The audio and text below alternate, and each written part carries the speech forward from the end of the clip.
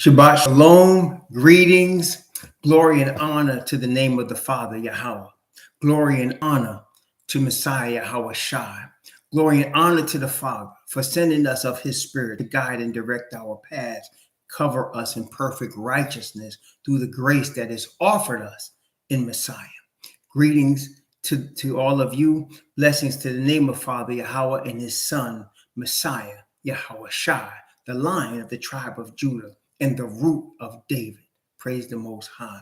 Greetings to the 12 tribes, according to this book, scattered by slavery into the four corners of the earth, and who are now awakening, according to the prophecies of this book, to who they are, who their God is, and returning to him. Greetings. Greetings to the 144,000 who are among the awakened Israelites by blood of Abraham, Isaac, and Jacob, through blood of Messiah, Hawashai, and they are the forerunners of the return of Messiah and the establishment of the kingdom of Israel. Greetings. Greetings to the Gentiles who have received the truth of the perfect righteousness of the Father through faith in Messiah, the Lion of the tribe of Judah, in his blood, and have now joined with the cause of the Hebrews, the so-called black man on the earth. Greetings. Greetings to the chat. Sister Isha, Akmar, Brother Castle King Ruel, Only One Way, Yashaya, Brother Joseph, Gary Joseph, Manny SD, Azariah, Ba Israel, April Buck, Brother Naviska 23 and his wife and family, Brother Stephen Kelly, Brother Diamond Holdings, Nashaya Wade, Yakoba Ben Israel, my brother, my Florida brother. Greetings, blessings to all of you. I'm only going to do one Bible study today. Had to see my dad today. He's doing good, by the way. He's doing much better, but I had to make arrangements to get him out the rehab center. And you know how these people are. As long as they can milk you for some money, they'll keep you, right? So I've been pushing them to get him out of there. He's been wanting to leave. So we needed the sign off of the doctor, the physical therapist, and the social services. I can never get them all together. So I saw the social services.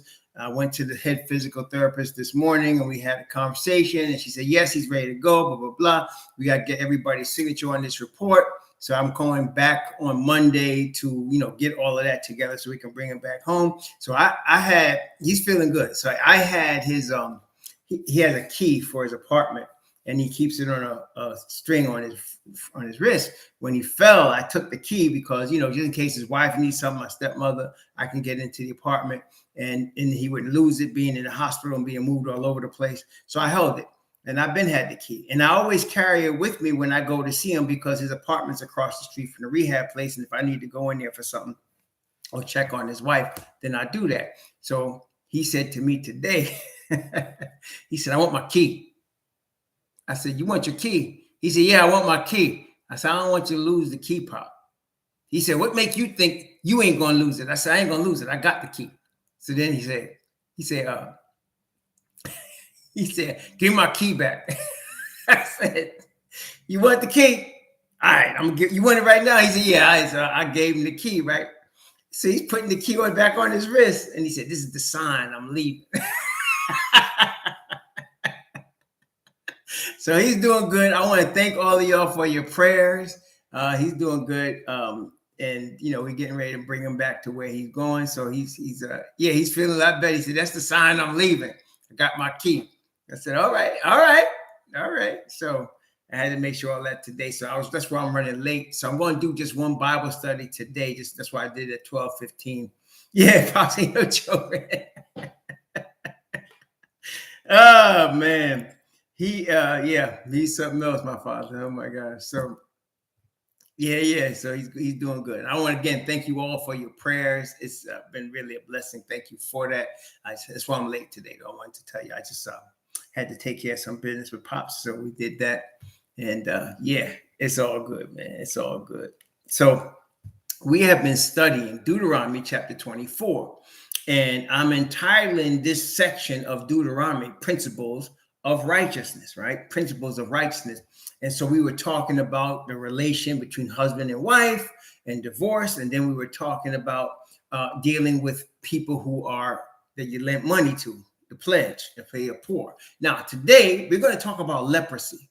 But before we get into leprosy, I just want to hit on the poor because so that I like to, by the grace of the Most High, relate what we're seeing in this word to our day as much as possible. So, for example, like, we're not in our land. We're in our enemy's land.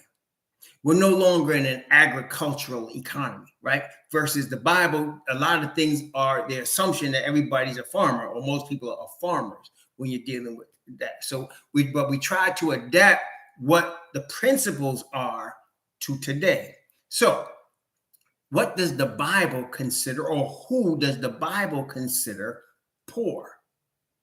Okay, who does the Bible consider poor? Now, we know that, for example, by design, the tithe was given to 3 different types of individuals. Okay, who is the tithe given to? Right? Tell me, according to the word, who is the tithe for? The widows, that's right. The widows, that's right. Who else? Who else? That's right. Very good, Akawambaya. The stranger, no, not the stranger necessarily. The fatherless, that's right. The widows and the fatherless and the Levites, right? So the Levites, and why the Levites? Because the priests did not have inheritance like the rest of the folks. The rest of the brethren got land as inheritance, but the Levites just got a little strip, within people's different land, but they wasn't getting what everybody else got. So the Most High was their inheritance, right? So, and he was providing for them with the offerings of lambs. So the lamb offering, the meat from the lamb or the goat or the bullock, would be given to the priest. The inner parts would be burned in the fire, right? So that was the priest's offering, and they would get little suburbs, but they weren't getting no land. So it was for the priest, it was for the widow, it was for the fatherless. This is telling you who your poor are. Does that make sense? So at the time of the widow, he didn't have no husband. And if she had children, there wasn't no welfare. There wasn't no social security. She wasn't going to work outside the home. That's poor, right? So she's dependent on the neighbors to help her. And the child growing up without the father, would be in a more difficult situation. No father, right? He got neighbors and stuff, but he needs stuff. He's a grown boy, right? Till he could take care of his mother. So that's the poor. Now, let me ask you something. Are they single parents today? Are there women that are single parents today, particularly Hebrew women that are single parents today? And let me ask you, by and large, not always, but by and large, aren't those people poor, right? Aren't they poor? So you have a woman that's single. She's trying to especially trying to raise a boy. A woman's not built to raise a man alone, but unfortunately, that has to be the situation, right? And sometimes a dude will step up and help her with her son, right? Otherwise, that's the boy's chance at getting some sort of instruction. So that's, and not everybody could do that. That's not for everybody to do, but some brothers will step up and help. But usually that woman is going to suffer. They say that most of the homeless people in the United States of America are single women, and often single women with children. They said that the women that are single and have children are a much higher percentage chance of being homeless. Okay, so that's the situation today. So the widow, and then you have the fatherless. Now, question: can it be possible that you have husband, wife, and son or daughters, and they be poor? Is it possible to have the whole family unit together and they just be poor? Is that possible? Of course it is. So you could, just because, it's going to be hard when you only have the widow or you have the widow with a child, but of course you could be poor with the whole family together. You could have father, mother, son, and still be poor. Now, why is that? Well, because maybe daddy and mommy don't have the skills or the education to get better jobs than they might be able to get. Especially today, you might have daddy doing, maybe he's a short order cook, and then mommy is a waitress, and they don't make much, and the rent is $2,000 a month. Is that realistic? Does that happen? Testing 1, 2, 3. That happens, doesn't it? So in other words, you might have daddy being a short order cook somewhere, and mommy's a waitress, and they're trying to pull hours, and they trying to put it together, and they got children, and they got to pay for daycare, and they got to pay the rent, and the rent sometimes these days, if I'm on, you'll know if it's one bedroom could be $1,500, $2,000. Two bedrooms could be $1,500, $2,000 or more, and so they could be getting minimum wage trying to put it together, and they may not even be getting the hours. Maybe they tell daddy, listen, we can only have you for 30 hours this week. Or mommy, listen, you on straight tips, we can't, so that happens a lot. That happens a lot. And then they have children, and then, they're struggling. So that you could have poverty. Now, in that scenario with the man, the Bible tells us, so we know about the poor, the fatherless, and the widow. In fact, let me give you witnesses for that. Let me give you a witness for that one. So in Deuteronomy, which we already studied this, but it's good. Deuteronomy chapter 14. Deuteronomy chapter 14. Deuteronomy chapter 14, talking about feasts, right? Especially the Feast of the Tabernacle. I love reading this because this opened my eyes to some things that I didn't even realize when I was a Christian. Deuteronomy chapter 14. I'm going to start at verse 22. Deuteronomy chapter 14, beginning at verse 22 and going down to verse 29. Deuteronomy 14, 22 to 29. Thou shalt truly tithe all the increase of thy seed that the field bringeth forth year by year. And thou shalt eat before Yahweh thy most high in the place which he shall choose to place his name there, which is Jerusalem, the tithe of thy corn, of thy wine, of thy oil, and the firstlings of thy herds and of thy flocks, that thou mayest learn to fear Yahweh thy most high always. And if the way be too long for thee, so that thou art not able to carry it, or if the place be too far from thee, which Yahweh thy most high shall choose to set his name there, when Yahweh thy most high hath blessed thee, then thou shalt turn it into money, and bind up the money in thine hand, and shalt go unto the place which Yahweh thy most high shall choose. And thou shalt bestow that money for whatsoever thy soul lusteth after, for oxen, or for sheep, or for wine, or for strong drink, or for whatsoever thy soul desireth. And thou shalt eat there before Yahweh thy most high, and thou shalt rejoice, thou and thy household. So bring your goods to Jerusalem. If Jerusalem is too far for you, turn your goods into money, bring the money to Jerusalem and buy the goods and share it with your brethren and party up. All right? That's what I'm talking about. And thou shalt rejoice, right? Thou and thy household. That's what we get ready to get blessed with. That's how we get ready to get blessed in the kingdom, y'all. And we get little tastes of it, a little bit taste here and there. You know what I mean? All right, for verse 27. And the Levite that is within thy gates, thou shalt not forsake him, for he hath no part nor inheritance with thee. At the end of 3 years, see, every 3 years is tithe. At the end of 3 years, thou shalt bring forth all the tithe of thine increase. See, it wasn't every time you get a few dimes in your pocket, some reverend saying, make sure you bring your tithe to church. It wasn't like that, was it? It wasn't like that, was it? No. For the building fund, we need it for the building fund. We need to keep the lights on. Y'all ever heard that? Huh? Y'all ever heard that? Okay. You know that's a game they running on y'all, right? To get the money, get deep in your pocket. Get their hands deep in your pocket. It got nothing to do with the Most High. Okay. But we seeing what the Most High telling us to do right here. At the end of 3 years, thou shalt bring forth all the tithe of thy increase the same year, and shalt lay it up within thy gates. And the Levite, because he hath no part nor inheritance with thee, and the stranger, and the fatherless, and the widow, which are within thy gates, shall come and shall eat and be satisfied, that Yahweh thy most high may bless thee in all the work of thy hand, which thou doest. Now, why did he include the stranger? He included the stranger. This is, imagine yourself, you in the United States of America, right? You trying to get a new life, right? And this is common with Hebrews, even with Caucasians as well. But look, you trying to get a new life. So you move to another country, any country, name a country. You move to Ghana. Now you're not with the people of Ghana. You might have ancestry there, but you don't got no skills that you don't know nothing about their economy or how to do anything there. So you're a stranger. So you need some help getting started. There you go. That makes sense. You need some help getting started? Okay, here we go. We're going to hook you up, get you started. Now that you hanging with us now, we're going to hook you up, get you started so you can be part of the community. That's the stranger. See that?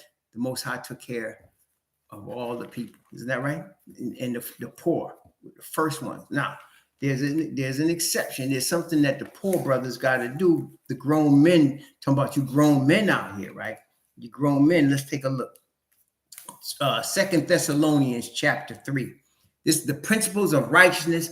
And a lot of the principles of righteousness have to do with how the nation handles their poor, how they work with their poor. That's a large part to do with the principles of righteousness, how the poor are dealt with in terms of aid, in terms of helping them, in terms of helping them escape poverty, how the poor are dealt with. Okay, so 2 Thessalonians chapter 3. 2 Thessalonians chapter 3. Let's see. Yes, I'm going to read from verse 1 to 10. 2 Thessalonians chapter 3 from verses 1 to 10. 2 Thessalonians, this is our second witness unto this thing in terms of the poor, right? All right, 2 Thessalonians chapter 3 from verses 1 to 10. Finally, brethren, pray for us, that the word of the master may have free course and be glorified, even as it is with you, and that we may be delivered from unreasonable and wicked men. For all men have not faith, but the master is faithful, who shall establish you and keep you from evil. And we have confidence in the master touching you, that ye should both do and will do the things which we command you. See, it's the Hebrews teaching the Gentiles.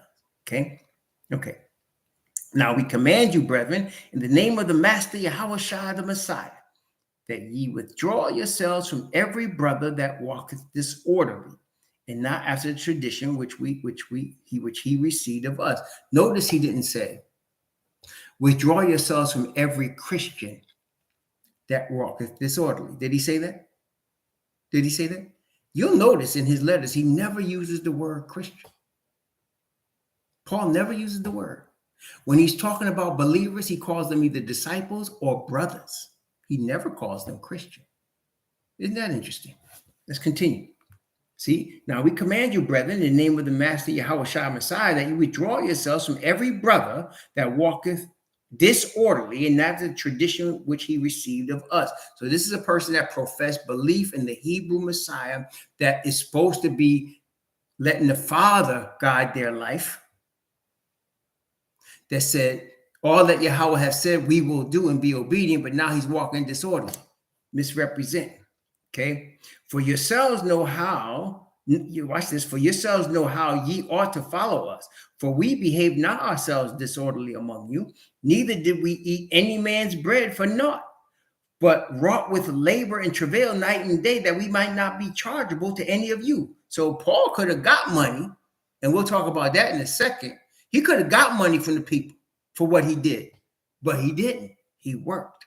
He worked. See, he didn't want to be chargeable to the people. Okay. Not because we have not power, see, but to make ourselves an example unto you to follow us. For even when we were with you, this we commanded you, that if any would not work, neither should he eat. So you could be poor, right? But that don't mean you don't work.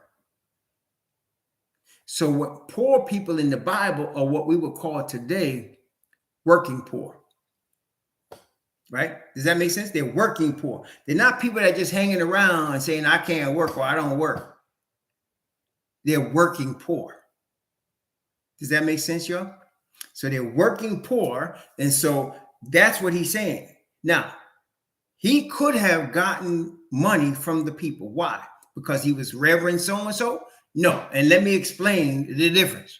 Let me ask you a question, brother. See, so Paul was preaching one night, and it went past midnight when he was preaching. There was some heavy stuff, and the people were into it. But there was one young teenager that fell asleep, fell asleep during the sermon.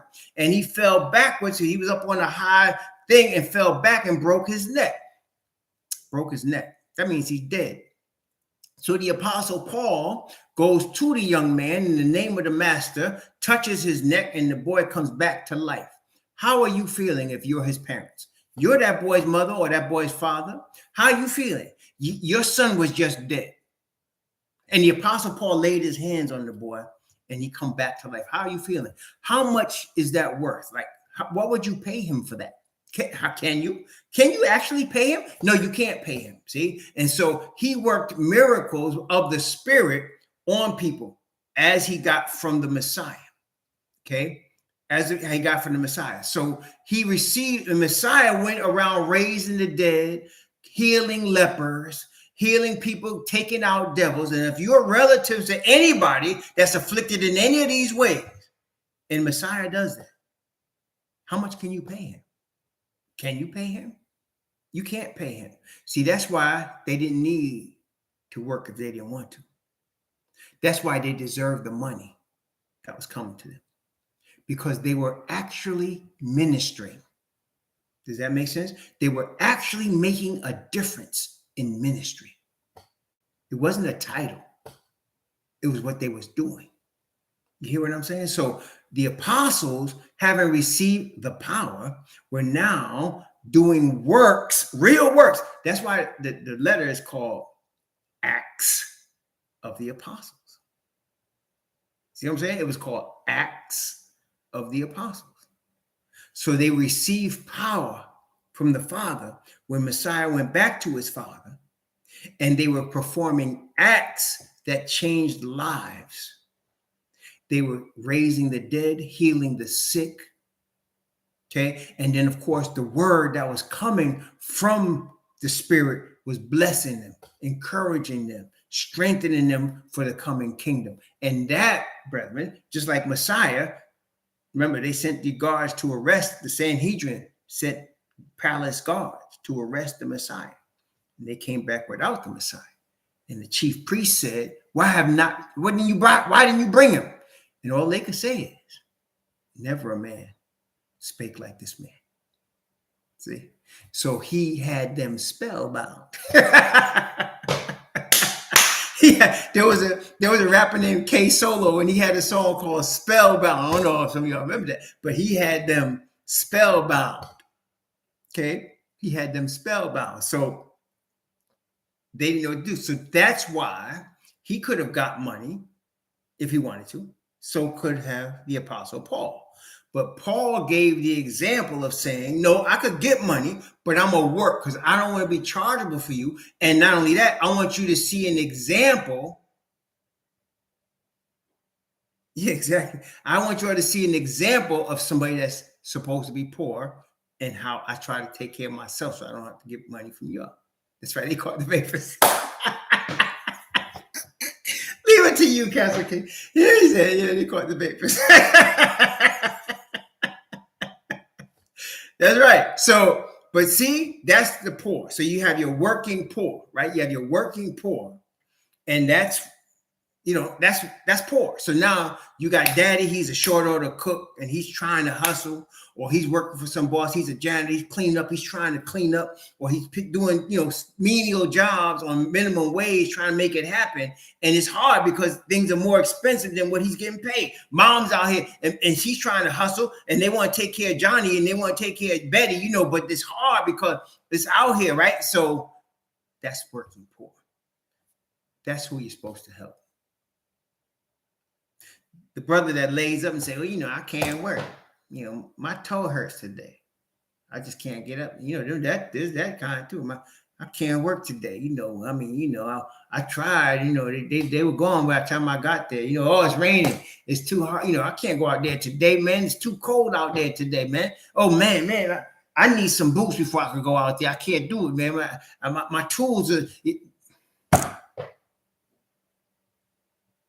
I got 2 relatives. I mentioned my cousin yesterday. My cousin's a short order cook. He does a little hustle, but it's hard for him to make ends meet on the salary of a short order cook. So he's always trying to, live here, live there. So he called me, leave a couple of dollars. I give him a couple of dollars, right? But then I got another relative, and he'll say, well, I don't work, right? But I need you to give me some money. You know I don't work. Negro healthy, but won't work. So the one, I've set aside a little bit of dollars for him. The other one, you can imagine what I say to him. But the short answer is no. Ain't got nothing for you. Can't help you. Sorry, I ain't got it. Can't help you. You understand? I can't help you. Get a job. You know what I'm saying? Get a job. Yeah, but you're going to let your cousin, you're going to let your relative. Hey, yeah, I'm going to do that. I'm going to let you go, bro. Can't help you. You know I don't work. I mean, come out of his face like that. And the thing is, the laziest people, man, be the most bold. They be the most bold. Well, you know I'm going to get high. Well, you know I'm going to get, it's like in the movie Joker Finger, you know I'm going to get high, so just give me the money before I steal your TV. Negro, you know what I'm saying? Nah, don't work like that, bro. Yeah, exactly. They the most boldest ones, man.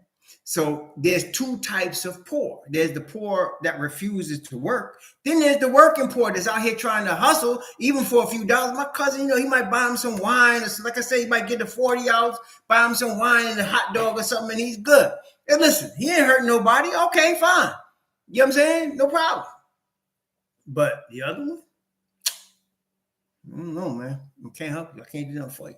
I ain't working hard for my few dollars to be just slinging it to you because you don't work. That's a different thing. See? So you got two types of poor. So now you know, right? The Bible has covered all of that. The Bible says if you don't work, then you don't want to eat. Okay? You don't want to eat if you don't work. Okay? Obviously. Versus the working poor that's out here saying, you know, I could, you know, and even Paul, he said, I'm an example.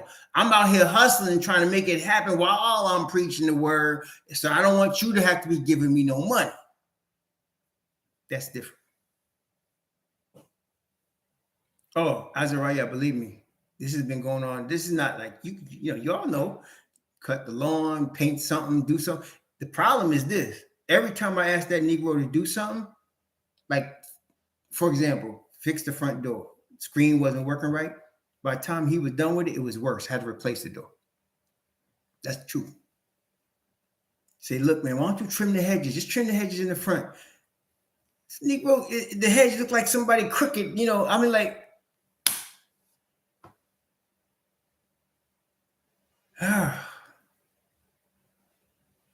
you know, and then just lay up. Oh, anyway, yeah, it's like that, man. Bible says it's like vinegar in your teeth. A sluggard is like vinegar in your teeth, a bitter taste, and you're like, and those people are like that. There's people like that. Man, so you got those type of human beings, and I praise the Most High for his word, because he tells us how to deal with all of them. So you know the working poor, help that brother. You know, even if, you know, my cousin, like I said, so all he gonna do is drink. I don't care if he drink. He ain't hurting nobody. He's out here hustling. You see him behind there making them burgers. So look, he's trying his best. He can't help if rent is skyrocketing. Yeah, man. Yeah, take a couple dollars, cuz. Go enjoy yourself, man. You know what I'm saying? You know what I'm saying? Versus, man, look, man, it's too cold out there, man. I can't, man. Shoot, waiting out there for that bus. I ain't doing that today. No, I ain't got to ride to work. I can't get there. Man, my toe hurt, man. Shoot, I hurt my toe yesterday. I stubbed it. I can't do that. Man, you know I don't need to work. That's different. That's a whole different thing, right? And everybody, I don't care if you are a Hebrew, there's somebody in your family like that. Even if you're not a Hebrew, you know very well there's somebody in your family. There's somebody that fits both criteria. Okay, there's somebody that fits both criteria, and you know them. They're in your family. That's why I say we don't have to look far to know the curse. You ain't got to imagine the curse. The curse ain't no theory, right? We live the curse. We see the curse. It's in our families.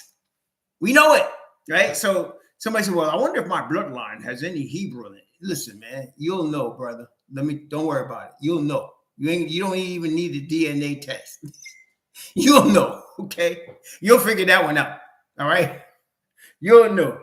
because these are the curses that follow us. Okay, so that's what it is, man. Shoot.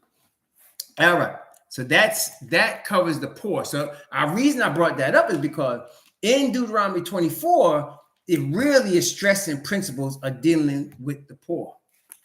Okay, it's really stressing principles of dealing with the poor. So, and the poor, it doesn't mean they, like I said, you could have a widow. In our case, we're talking about a woman that's left, a husband died. Usually, and I'm telling you, like, for example, you get a couple. Let's say they've been married a long time, like 38 years, 40 years, more.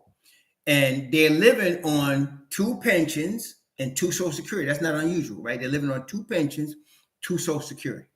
Husband dies. Now wife gets 1 Social Security. She can get the higher, but she only gets 1. Okay. So they were living on all of that before and they needed it, but now she's only getting 1 Social Security. And if he didn't mess around and not leave her his pension, now she gets 1 Social Security and she gets that 1 pension and she's got to make it on that. Y'all know people like that, right? There'd be a lot of sisters like that. Okay, so now she lost her husband and she lost his income, and now she's too old to go get work. So she is really in trouble. That happens a lot. Okay, it's a lot. Okay, so I'm saying that, brethren.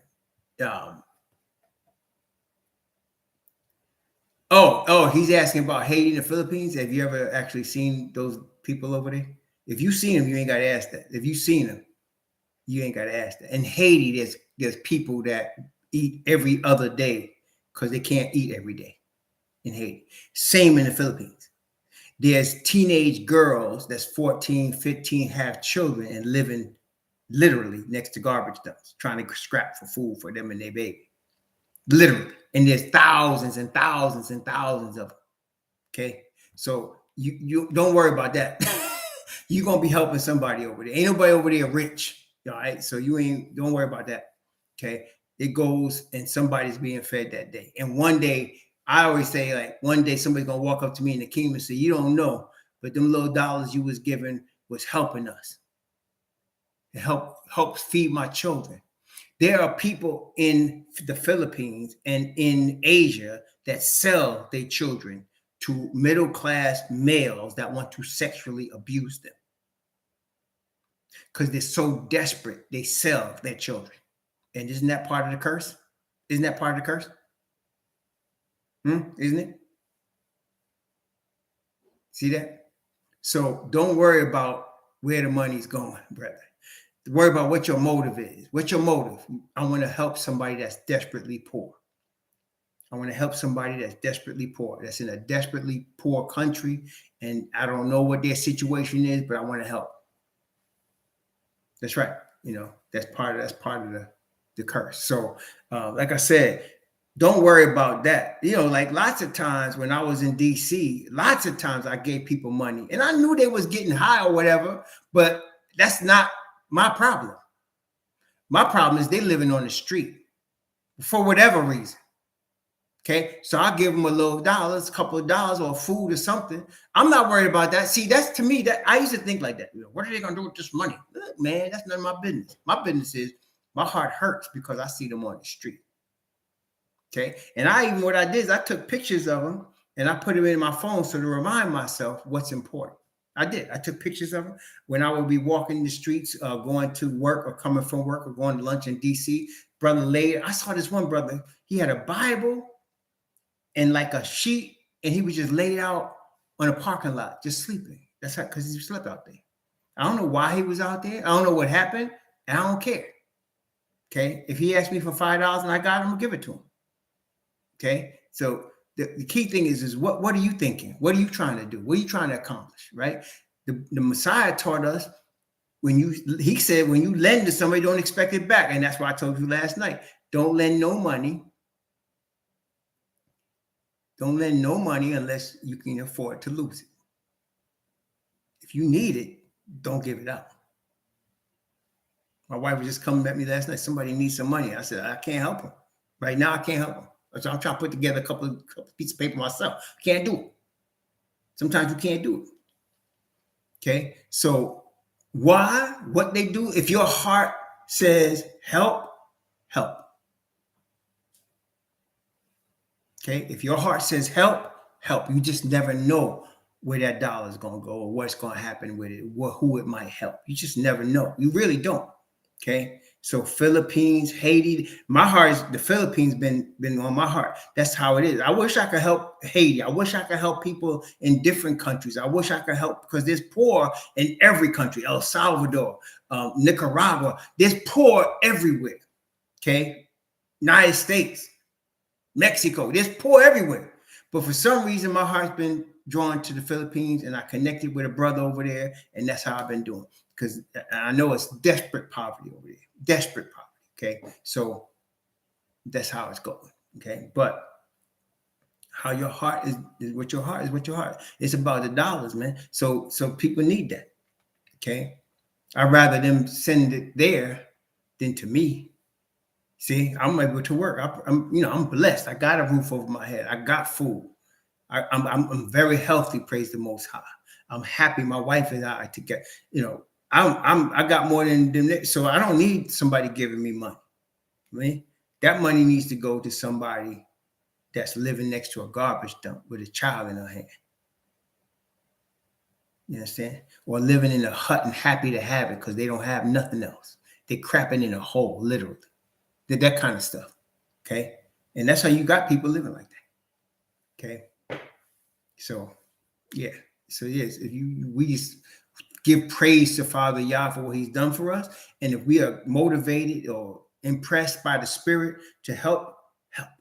Don't ask no questions. Just help. Okay. Don't ask no questions. Just help. That's right. That's right. That's exactly right, man.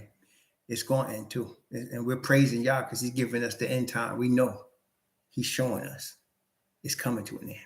He's preparing us for the next step. That's why I'm praising him, because all of the people that are oppressed and poor all over the earth, no matter what color they are, no matter where country they come from, he's going to help them, man. I'm praising Father Yah for that. And we're going to be in the kingdom teaching many of them during the 1,000 years, because they would know. There's things they just wouldn't know, right? They can't help where they was born or what color they was born or how they were born or being poor when they was born. They had no control over that. Praise the Most High. We're going to be teaching. That's why we're priests and kings in the kingdom. Praise the Most High. Praise the Most High. All right. Deuteronomy chapter 24. Now, he's going to talk more about the poor. But let's start at verse 7. And tell me today what this would represent. Okay. So Deuteronomy chapter 24, verse 7. Tell me let's look at this now. Tell me what this would represent in this day and age, in this millennium. Here we are 10 years before the return of the Messiah. Deuteronomy chapter 24 and verse 4. What does this represent? If a man be found stealing any of his brethren of the children of Israel and making merchandise of him, or selleth him, then that thief shall die. Thou shalt put away evil from among you. So what would that represent today? When men stealing people and making merchandise of them. What is that today? What would you call it? Does that, let me ask you this dumb question. Does that happen today? Do people get stolen? Like, can you actually steal a human being and make a merchandise out of that human being? Does that actually happen? Do people actually do that? Yes. What do we call it? That's right. That's right. Diamond Holdings. We call it human trafficking. We call it human trafficking and sex slavery. That's exactly what it is. Human trafficking and sex slavery. I just want you to remember this, brethren. We get caught up in lust, fat flesh, especially men. You get turned on by what you see. So the pornography is big time for dudes. But just remember, most of the people you see, especially the women, they're faking. And they're forced to do what they're doing. They don't like to do it. They're forced. They hate it. Okay. Some of them were snatched as little girls and trained up to become prostitutes, to become film fodder. When you think about that, you understand how heinous, brutal, sadistic it really is. Okay. And they make them yell like they're enjoying it, but they're not. Just remember that. Okay. That's sex slavery. Okay, that's sex slavery, right? They're making them do it. It's not like they real actresses that you see on even in Hollywood, but that's what they're doing. They snatch them when they're young. They rape them up. Sometimes 100 dudes will have them at once, break them in, then they put them on film. Sometimes they'll threaten the families, threaten to tell the families, threaten them, threaten their cousins and their sister or whatever, and they just say, "You just tell them you left." That happens for real every day, every day. Okay, and it's on film. They put it in prostitution. You see these girls out here prostituting. You think they're just doing that because they enjoy sex? No. Okay, a lot of them have been stolen, raped. A lot of them have been stolen or raped by their own fathers and uncles. Some of them are hooked on drugs. Some of them are hooked on opioids, and they're doing whatever they can do to get the drug. And the pimps know that. Okay, and they talk a good game. I don't need a pimp, blah, blah, blah, but they out here doing anything they do to get that next $5. It's a disgusting game. And yes, double curses on the perpetrators, double curses on the profiteers, and double curses on the perverts that make that industry. And that's what it takes. See, I heard some fool talking about, well, that's from the southern border. See, this whole political Republican Democrat bullcrap, it drives me crazy, man. Ain't no southern border. The southern border is on Main Street. The southern border is on Main Street. It's a white dude most of the time that works a regular job and has a family. He's the one out here creating this industry. It's terrible. Okay. And that's what it is. They don't want, and that's what I'm saying. People don't want to face the real, yet they want to turn a blind eye to what's happening every day. Every day. That's right.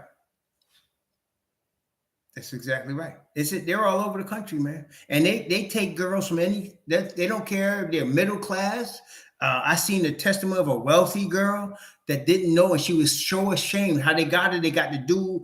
They got her liking some dude. She was a teenager, and he was cute, and the dude was working for the sex traffickers. And then he, had dude run train on her, and then threatened to tell her family. She was so scared. Then they finally lured her away from her family and had her doing all kind of videos and prostitution and everything.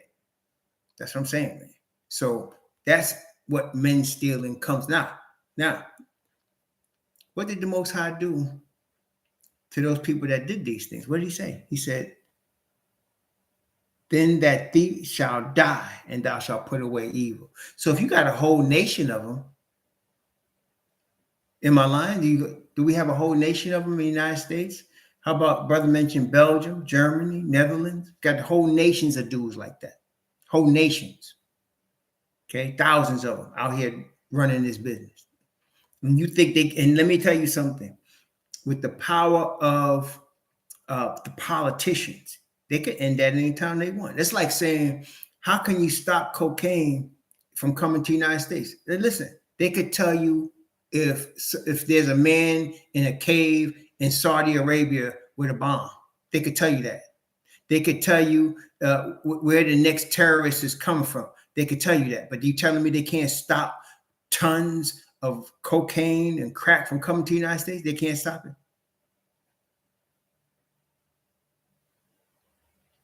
They could stop it anytime they wanted to.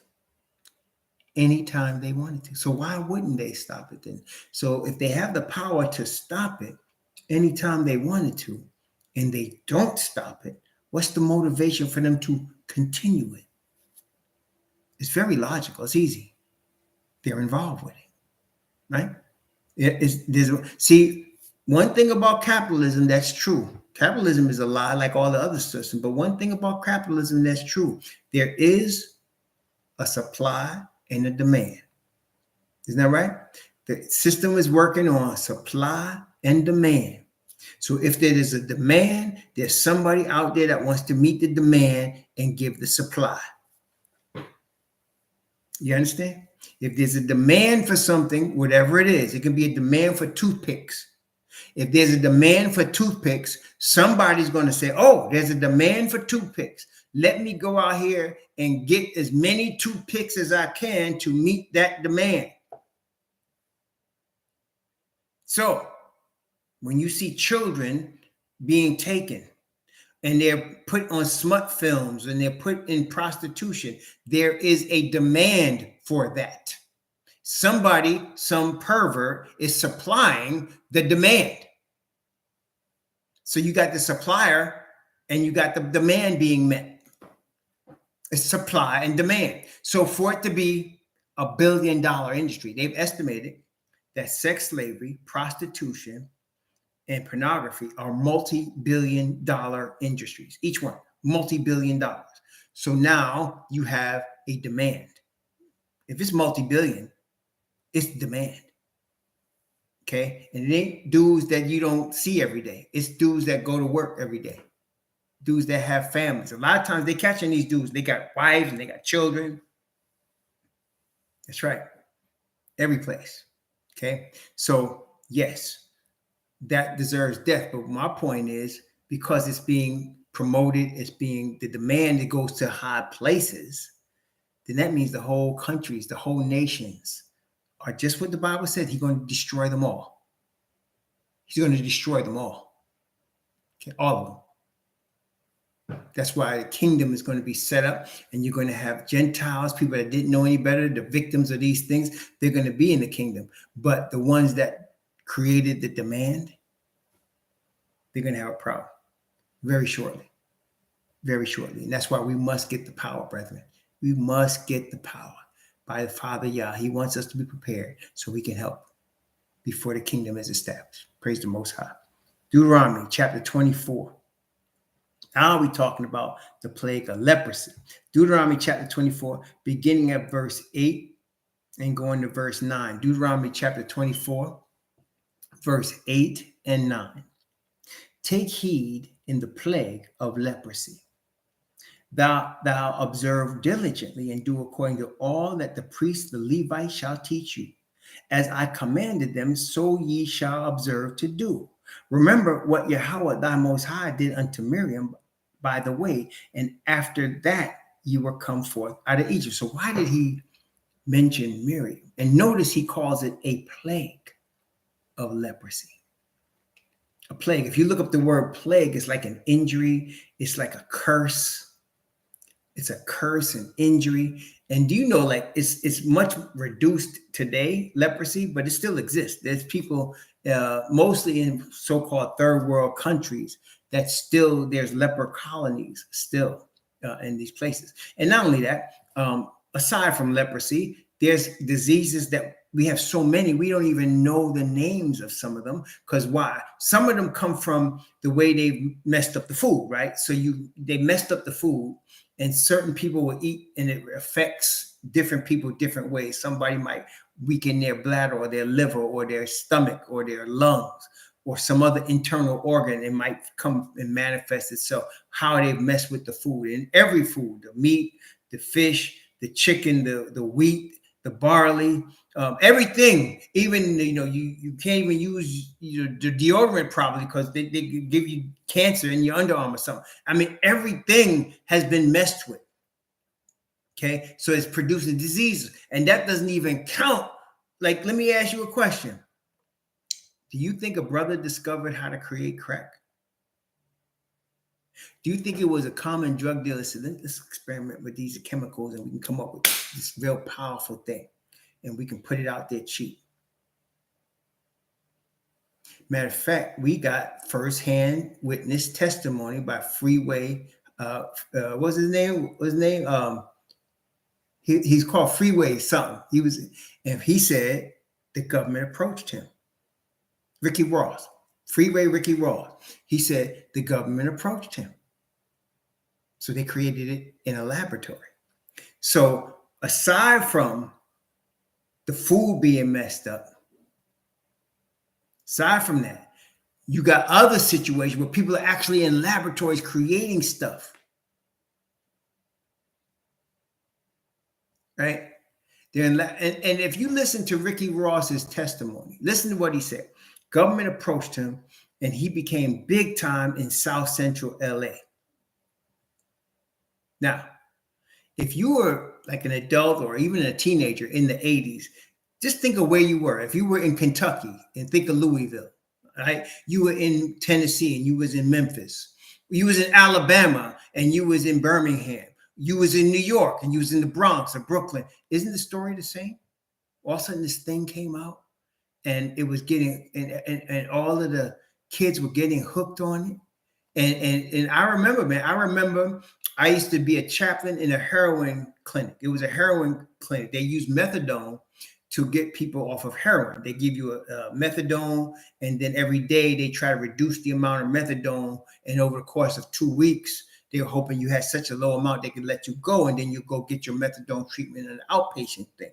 So when I was going into this clinic, when I was doing Bible studies in this clinic, you would see people with swole up arms or sometimes missing arms because they had shot up so much that their veins were all dried up, and they be swollen arms or swollen legs, and they be messed up, man. I started seeing younger people in the clinic and no marks on them.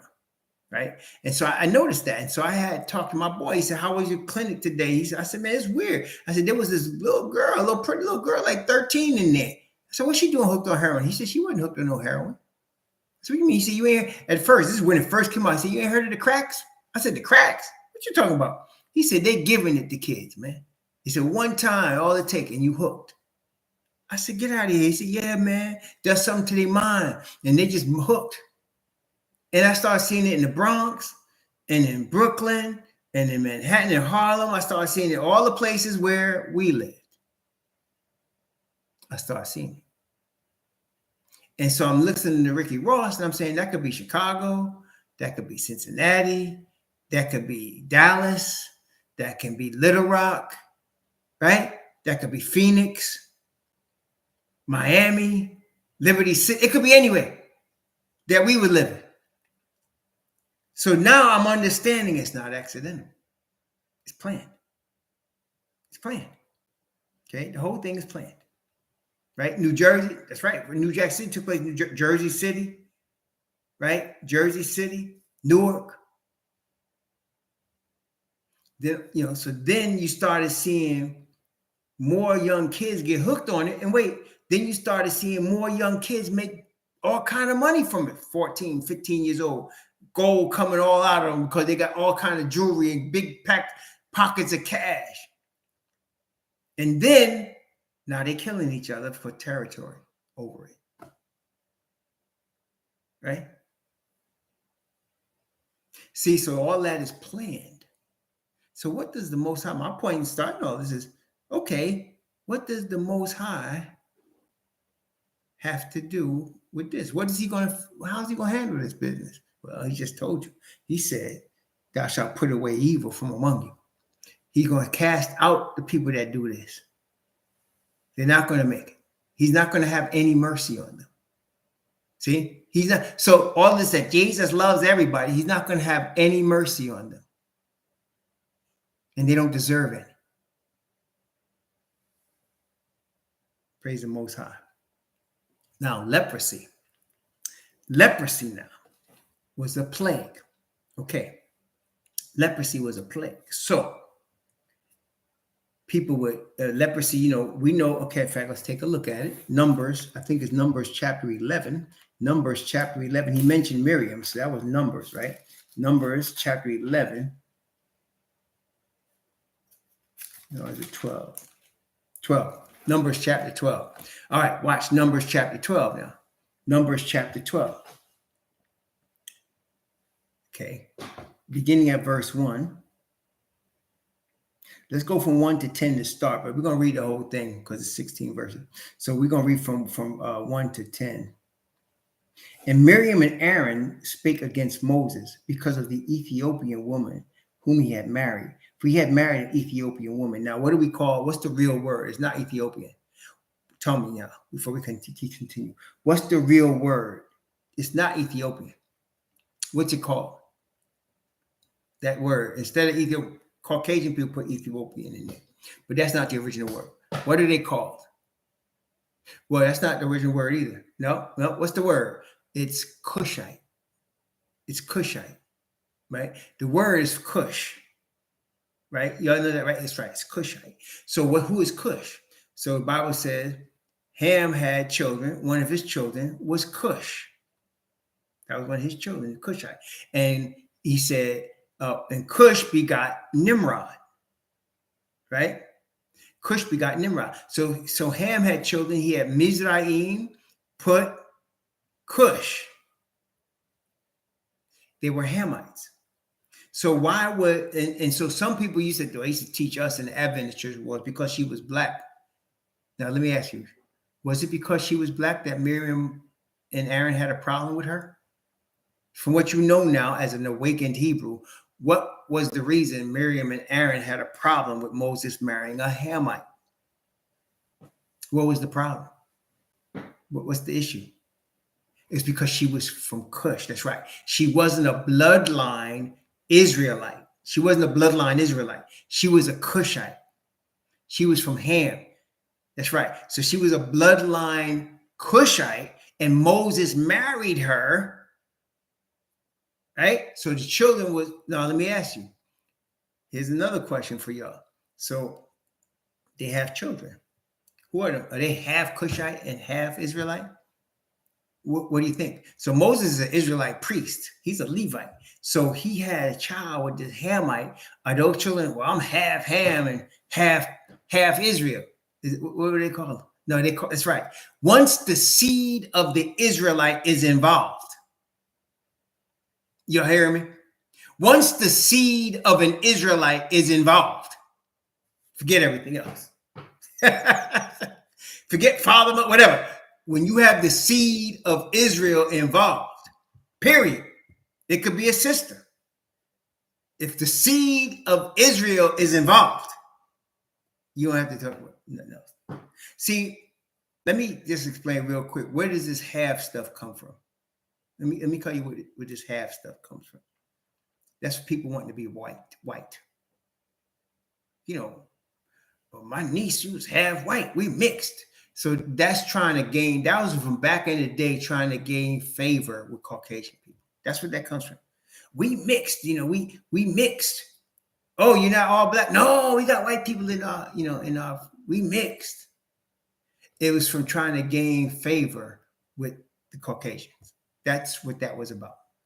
Yet the one drop rule. So then the Europeans said, listen, if we find out you got any black in you, I don't care if you mixed, you black. Y'all know that, right? And they actually did a movie about it. It was something county or something about a real story about a dude that had a child with a black woman. The child looked white, grew up, and then was getting ready to get married. And they found out that his mama was black, and they said, "No, you black." And he said, "No, I'm not black. I'm white." He said, "No, you black." And they would not do the marriage. He wanted to marry his white girlfriend, and she was gonna marry him. And they just figured they was black because they never really said, the father never told him. But other people remember, said, no, his mom was black. And he said, no, my mom is not black. Yeah, your mom is black. And they went back and found out, yes, that was your mama. And because now your mama, your grandma, it was his grandmother, your grandmama was black. No, you black. We can't perform the ceremony in Mississippi because you black. See, there's no half. There's no half. See, that's right. That's right. That's right. That's right, Angry. That's right. That's exactly right. That's exactly right. That comes from self-hatred. Y'all understand it? That comes from self-hatred. Now, half sister is different. That's not half a nation, right? In the Bible, they don't even go by race; they go by nation. So this was a Hamite. That was the problem. It wasn't even, and that's why Peter said, he told Cornelius, it's not lawful for me or any Israelite to go in unto people of another nation. He never said another race, another nation, right? But Abraham marrying his half sister, that's a whole different thing. And Most High fixed that when he went to Leviticus 18, said, don't do that. Okay. Don't do that. Okay. So in ignorance, he allowed Abraham to do that. But going forward, he said, no. In times of ignorance, the Bible says, Yah winks. But then he commands you to repent. So he gave him, no, don't do that. But the point is that there's no half as far as, there's no half as far as your nation is concerned. You're a nation. Race, I can't tell you about race because we didn't create race. Father Yah didn't create race. He created nations. And Peter said it. He told Cornelius, it's not lawful for me to go into a person of another nation. Yeah, exactly. They do, Angry. You're right. They get very upset when you bring up. My father had a name for him. We called him Mediterranean. Never mind. He said, Italian ain't nothing but Mediterranean Negroes. That's what he would say.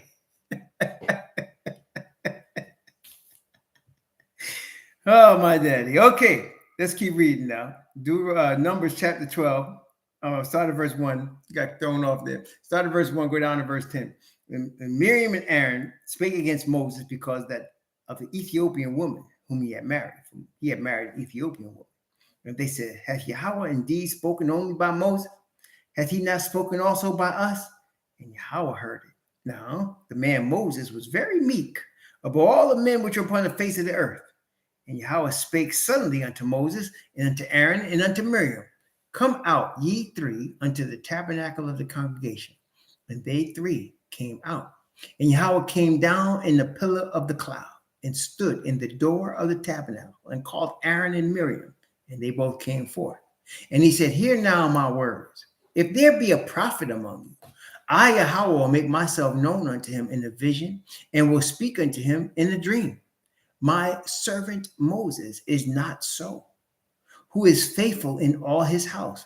With him will I speak mouth to mouth, even apparently, and not in dark speeches. And the similitude of Yahweh shall he behold. Wherefore then were ye not afraid to speak against my servant Moses? And the anger of Yahweh was kindled against them, and he departed.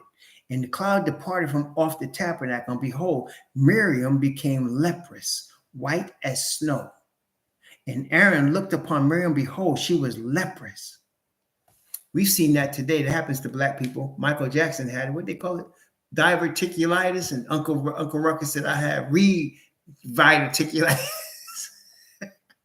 But they call it diverticulitis, right? Where your skin is brown and the patches start coming, and you lose the melanin, and you start turning pale or white. So that happened apparently to vitiligo. That's right, vitiligo. He had vitiligo, and vitiligo was the disease that Michael Jackson had. So that's what happened to Miriam. She started getting what we would call today vitiligo. She got it immediately. She turned white, okay? Which means she might not have been that color before, huh? So wait a minute. So she turned white. So that means originally she wasn't white. Scared to death, right? Scared Aaron too. So, well, wait a minute. So she turned white. So we can safely say she wasn't originally white. Can we say that? So she turned white, so she wasn't originally white. Interesting, isn't it? In case you want to know what color Miriam was. Okay, let's keep going. Verses 11 to 16. And Aaron said unto Moses, alas, my master, I beseech thee, lay not the sin upon us wherein we have done foolishly and wherein we have sinned. Let her not be as one dead, of whom the flesh is half consumed when he cometh out of his mother's womb. And Moses cried unto Yahweh, saying, heal her now, O Most High, I beseech thee. And Yahweh said unto Moses, if her father had but spit in her face, should she not be ashamed 7 days? Let her be shut out from the camp 7 days, and after that let her be received again. And Miriam was shut out of the camp 7 days, and the people journeyed not till Miriam was brought back in again. And afterward the people removed from Hazeroth and pitched in the wilderness Paran. And watch your mouth when you're speaking. Moses was more than a prophet. See, he said, if I speak to a prophet, they were prophets. Aaron and Miriam were both prophets. And they said, has the Most High not only spoken to multiple, but the Most High said, look, listen, you're all the prophets, but this is more than a prophet. I speak to him like a man speaks to his friend. See, so since I'm so close with him, why you afraid? Why are you not afraid to run your mouth about my servant Moses? Okay, so the leprosy got on her. Then the Most High answered Moses and healed her, and then they moved forward. But she had to be out of camp 7 days, so it was a plague. Now, it doesn't mean that we should just assume everybody that has leprosy has sinned against the Most High. But leprosy is a result of sin. You know the difference, right? So just because that's what Peter asked, who did sin? He asked Messiah, this man or his parents while he was born blind? And Messiah answered him and said, neither this man has sinned nor his parents, right? So sin has an effect on the human race. Even by those that didn't create the sin, it has an effect on the human race because it's just sin.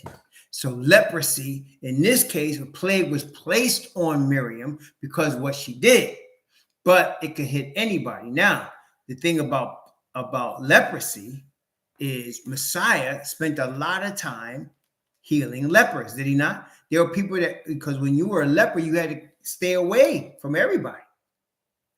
You had to stay away from everybody. You had to declare yourself unclean because sometimes leprosy was contagious. Leprosy was contagious. Now, the healing for leprosy or the ceremony that follows a leper being healed is very powerful. It's the gospel in Leviticus. Did you know the gospel was in Leviticus? The gospel's in Leviticus. So next time somebody asks you, the gospel ain't in the Old Testament. The gospel in New Testament. The gospel's in the New Testament, not the Old Testament. The gospel didn't come till Jesus came. Nope. There was a gospel in the Old Testament. Now, I got to explain. Some of y'all know gospel's in Zechariah. Gospel's in Ezekiel. Y'all know that, right? But watch the healing process as far as after the leper is healed. How the priest, now the Levite priest is not a doctor, right? But the Levite priest is the one that declares whether the person is clean. Isn't that interesting? So the Levite priest is not a doctor, but they can declare somebody clean. And the Levite is the priesthood that represent Messiah.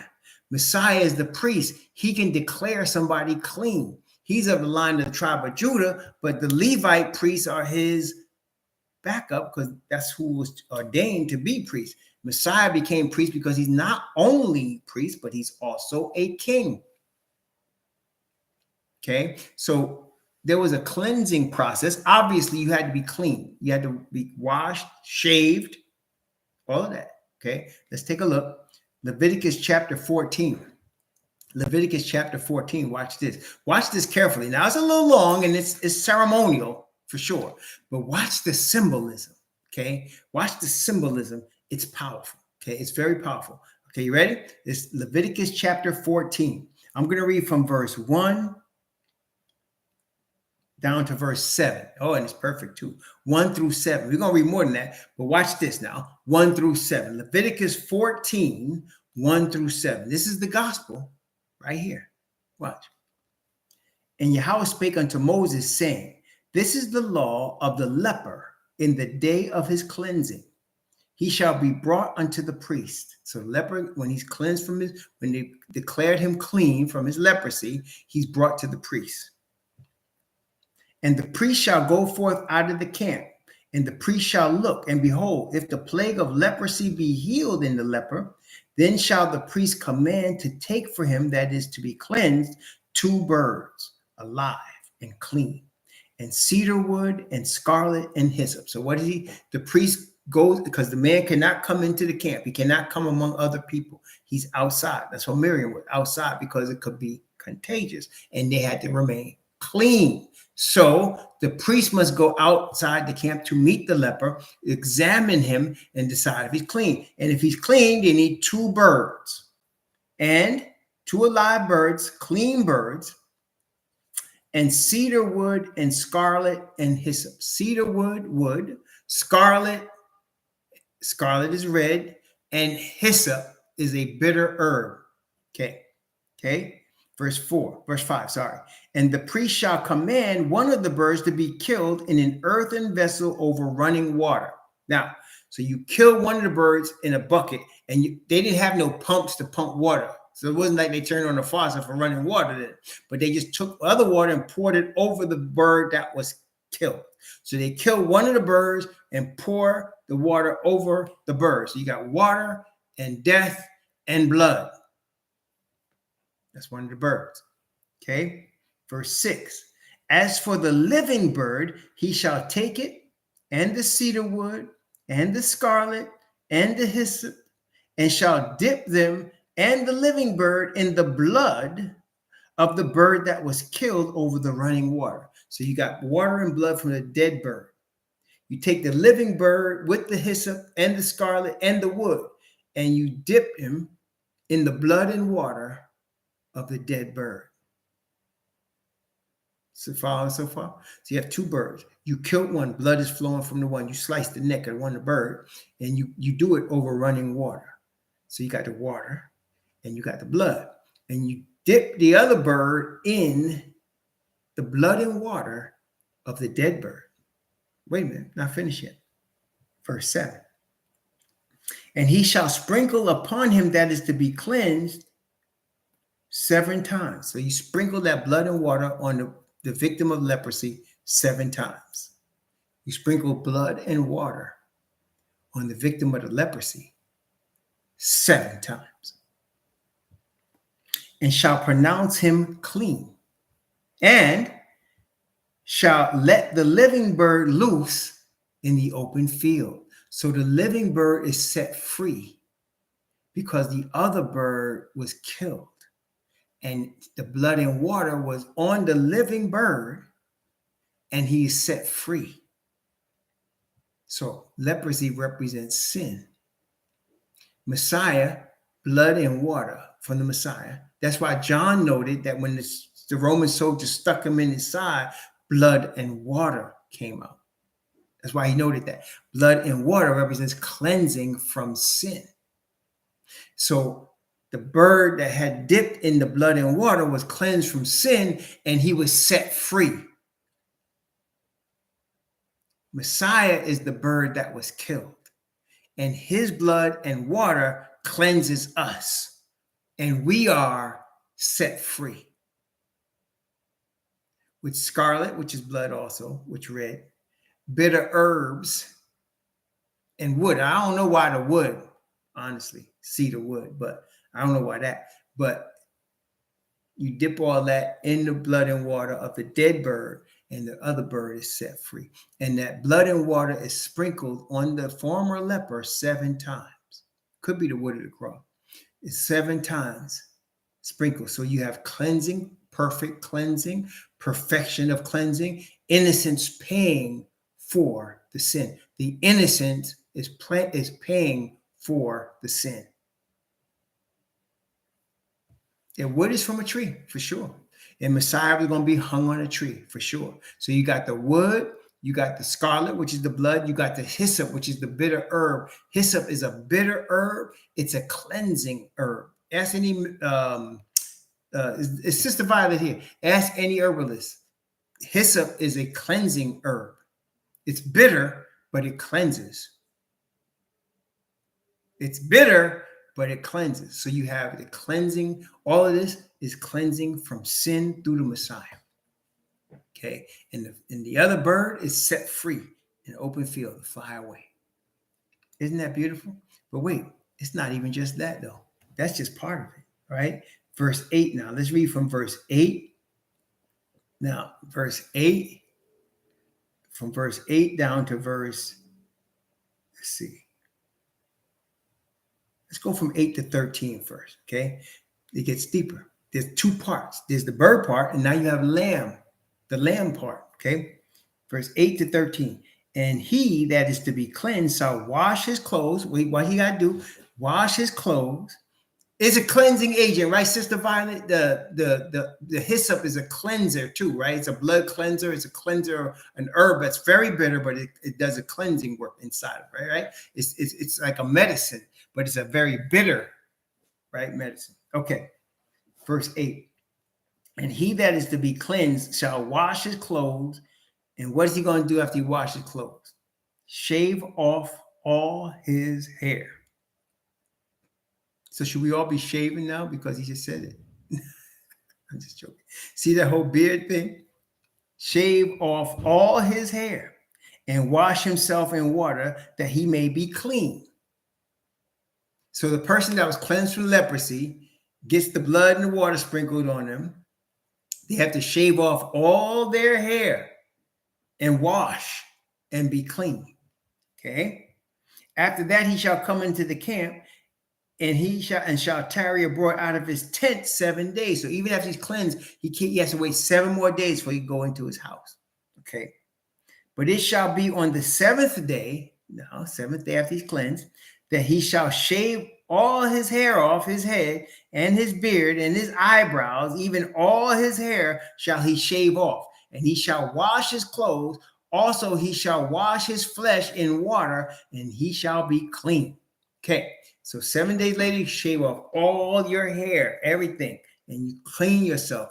Make sure you're washed, clean. Okay, then you're clean. And on the 8th day, he shall take 2 he lambs without blemish, and 1 ewe lamb of the first year without blemish. Okay, so you got two males, 1 female lamb without blemish of the first year, and 3/10 deals of fine flour for a meat offering, mingled with oil, and 1 log of oil. So you got flour mingled with oil, meat offering, that's bread, and then you got a case of oil aside from that. Okay, so he's bringing all that. And the priest that maketh him clean shall present the man that is to be made clean, and those things before Yahweh at the door of the tabernacle of the congregation. And the priest shall take 1 he lamb and offer him for a trespass offering, and the log of oil, and wave them for a wave offering before Yahweh. That's right. The wave offering represents what? The first fruits of cleansing, right? We talked about the wave offering from the Passover to the day of the Pentecost. It's a wave offering. So he waves it before the Most High as a representation of cleansing, of the first fruits of cleansing. Okay, all right. Verse 13. And he shall slay the lamb in the place where he shall kill the sin offering and the burnt offering in the holy place. For as the sin offering is the priest, so is the trespass offering. It is most holy. So both of those animals, one for sin, right? One for the sin offering, and the other one for the meat, well, not the meat offering, one for the sin offering and the other for the burnt offering, too, are the priests. That meat, the shoulder, the thigh, that meat of that sacrifice is the priest. It is holy to the priest, sanctified for the priest. That's his offering. That's for him, okay? Verse 14, and the priest shall take some of the blood of the trespass offering, and the priest shall put it, now watch this. This is weird, but watch. This is verse 14. The priest shall take some of the blood of the trespass offering, and the priest shall put it on the tip of the right ear, that is of him that is to be cleansed, upon the right thumb, the thumb of his right hand, and upon the great toe of his right foot. Now, why do you think that is? Now, first of all, we know from the book of Galatians that Paul said when the work that he and Silas were doing, or he and Barnabas were doing for the Gentiles, was accepted by the brethren, the Israelites, that they gave him something. What did they give him? The right hand of fellowship. So for some reason, and I can't explain why, the Most High favors the right side. He favors the right side. So the right ear, the right thumb, the right toe, the right side, which means you are right. You're right with the Most High. So he favors the right. They gave him the right hand of fellowship. Now, what about the mark of the beast? He said you can receive it in your forehead or in your right hand.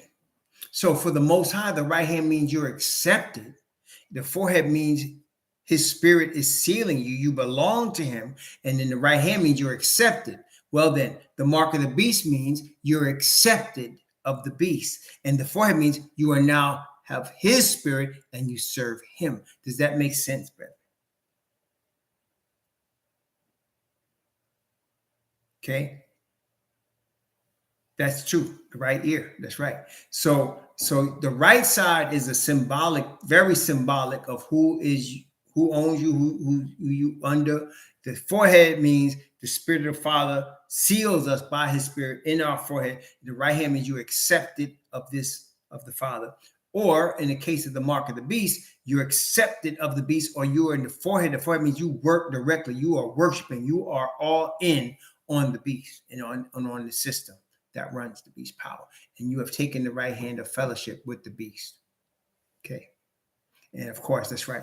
Messiah sits at the right hand of the Father. So the right hand, and remember, even with Joseph, when he brought his two sons, Manasseh and Ephraim, to his father Jacob, and Manasseh was the firstborn, and what Jacob did is he took his right hand and put it on Ephraim's head, and his left hand, and he crossed his hand, and his left hand he put on Ephraim's head.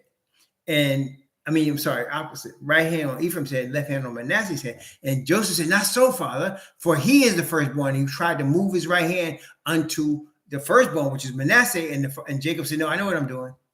His brother going to be good, but the younger one is really going to be something.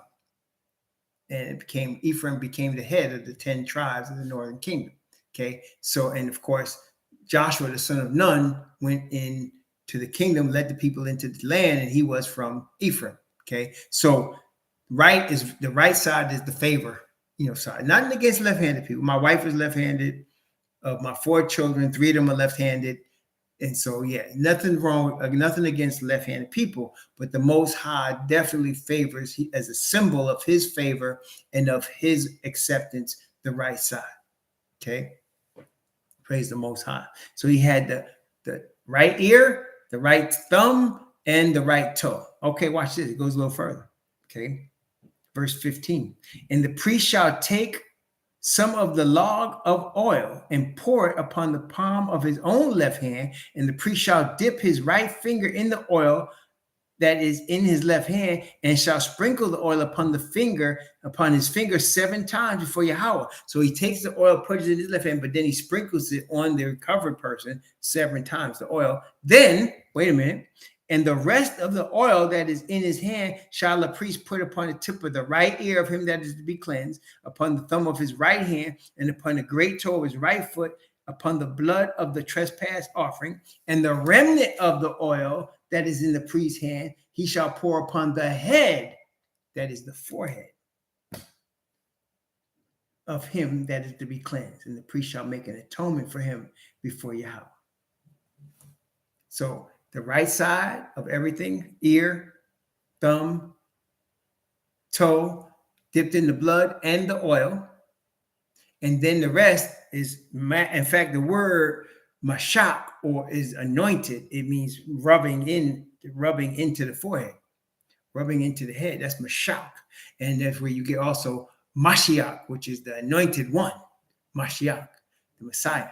So you have anointed Mashak, and so he's rubbing into the head of the cleansed person, the oil, which we know represents not by might nor by power, but by my spirit, says the Yahweh of hosts. So the spirit of the Father, and again, that's why, brethren, we need to really ask for the power, because that is the key to everything. We need the power to overcome sin, to have our sin forgiven through the blood of Messiah, prepare us for the kingdom, and to be given the authority to help others by the laying on of hands of the Spirit. Very important, brethren. And so the oil represents the Spirit, the blood represents the cleansing, the blood and the water represents cleansing. That's why, what did Messiah tell Nicodemus? Except you are cleansed by the water and the Spirit, you cannot see. You must be born again. Okay, of the water and the Spirit. See, here it is right there. The water and the Spirit and the blood. There's the gospel. Y'all seen it? There it was right there. In Leviticus chapter 14. There's the gospel. Okay, praise the Most High. The gospel is actually in every book of the Bible. It's in every one. Praise the Most High. You just got to find it. I found that very fun, looking through each book to find the gospel. But it's really there. It's in all of them. Praise the Most High. Okay, praise the Most High. All right. I'm going to stop here. But praise the Most High for his grace upon us and for his word. And we went through some deep stuff today, as usual. Because why? Because this book, brethren, is deep. Please read your Bible. This book is deep. Read your Bible. There's no other book like this. Don't worry about other books. Get through these 66. Get through these, get through these 66 and these 40 witnesses and learn these witnesses. Learn all 40 of these witnesses and learn all 66 of these books and learn them well. When you read them, go back and read them some more. Be very familiar with the 40 witnesses, brethren. Be familiar with the witnesses, and the Most High will bless you and guide your steps and cause you to be used for his honor and glory. And most of all, cause all of us to be obedient to his covenant. Praise the Most High. May the Most High bless you and keep you. May he cause his face to shine upon you and be gracious unto you. May he lift up his countenance upon you and give you peace. Shalom.